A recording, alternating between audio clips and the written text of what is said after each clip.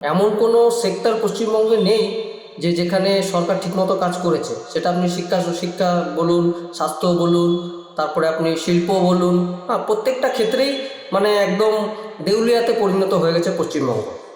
না, পুলিশ প্রশাসনের ওখানে গিয়ে সকলে সেইভাবে ন্যায় পায় না। আমরাও অনেক সময় অনেক রকম অভিযোগ নিয়ে যাই। তারপর সেখানে সময় মতো রিসিভ কপি পাওয়া যায় না, সময় মতো অভিযোগ নিতে চায় না। এখন না সন্ধ্যায় আসুন, সন্ধ্যায় না কালকে আসুন, এরকম হয়রানির শিকার হতে হয়। হ্যাঁ, আমরাও নানা ক্ষেত্রে এরকম হয়রানির শিকার হয়েছি।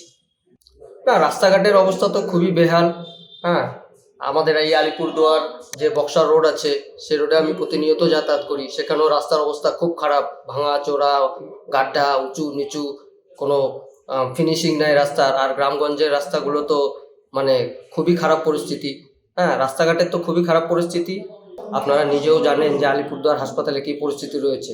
সেখানে তো মানে এক প্রকার বলতে গেলে ডাক্তারই নেই, নার্সরাই হাসপাতাল চালাচ্ছে।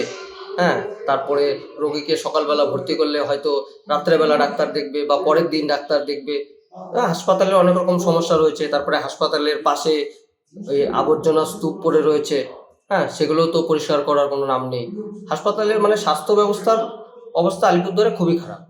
আর স্কুলের কথা কি বলবো, স্কুল তো মিডিয়ার মাধ্যমে আমরা জানতেই পারছি যে পশ্চিমবঙ্গের প্রচুর স্কুলে শিক্ষক নেই, স্কুল বন্ধ হয়ে যাচ্ছে।